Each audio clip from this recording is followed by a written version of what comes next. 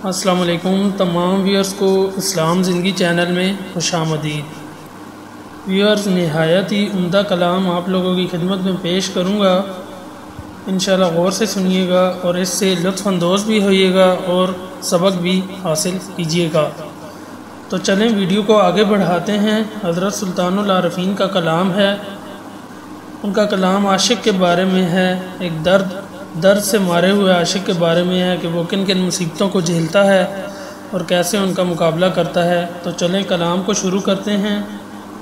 سلطان بہو رحمۃ اللہ علیہ فرماتے ہیں، درد منداں دے دھوئیں دھک دے ڈردا کوئی نہ سیکے ہو، اینا دھویاں دے تاں تھکیرے محرم ہوئے تاں سیکے ہو، چھک شمشیر کھڑا ہے سر تے ترس پوستاں تھیکے ہو،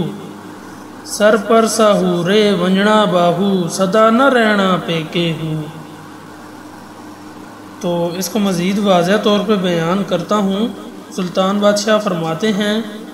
درد مندوں کے دل سے دھواں اٹھ رہا ہے، تپش کے خوف سے کوئی نزدیک نہیں آتا، اس میں شدت کی حرارت ہے، صرف عاشق ہی اس کے نزدیک آ سکتے ہیں، عشق سر پر تلوار تانے کھڑا ہے، رحم آ گیا تو شاید تلوار نیام کے اندر کر لے باہو، آخر جوان لڑکی یا جوان دوشیزہ کو کبھی سسرال تو جانا ہی ہے،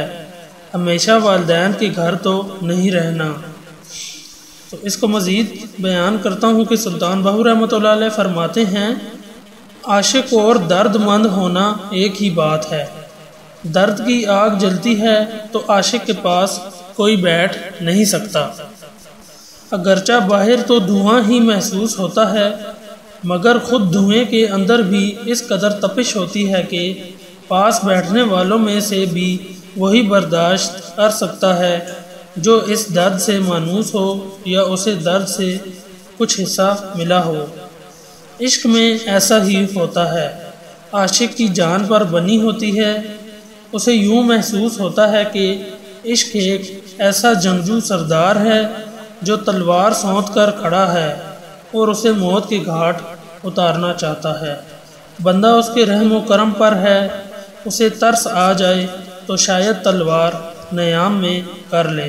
ورنہ موت کا خطرہ سر پر منڈلاتا رہے گا،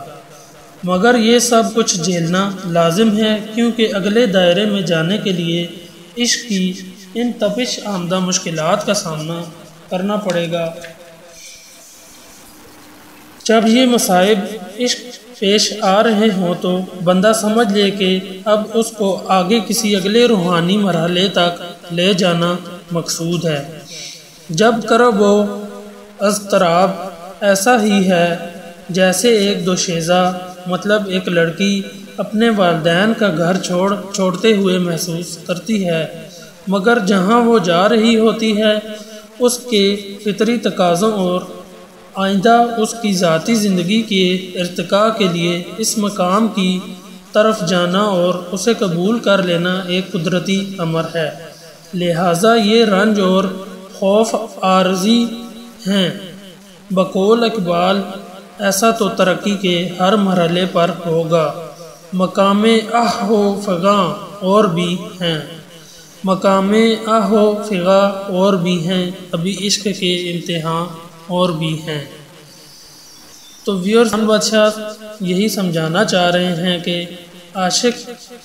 کو کئی منزلیں طے کر کے اپنی منزل تک پہنچنا پڑتا ہے، اسے ہار نہیں ماننی پڑتی، اسے ہر درد کو جھیلنا پڑے گا، ہر مصیبت کا مقابلہ کرنا پڑے گا، تاں ہی وہ اگلے مرحلے میں جائے گا، اس طرح کرتے کرتے وہ اپنی منزل مقصود تک پہنچ جائے گا۔ تو ویورز اگلی ویڈیو میں مزید صوفیانہ کلام بیان کروں گا۔ اگر آپ لوگوں کو یہ اشعار، یہ کلام پسند آیا ہو تو ویڈیو کو لائک کریں اور چینل اسلام زندگی کو سبسکرائب کریں۔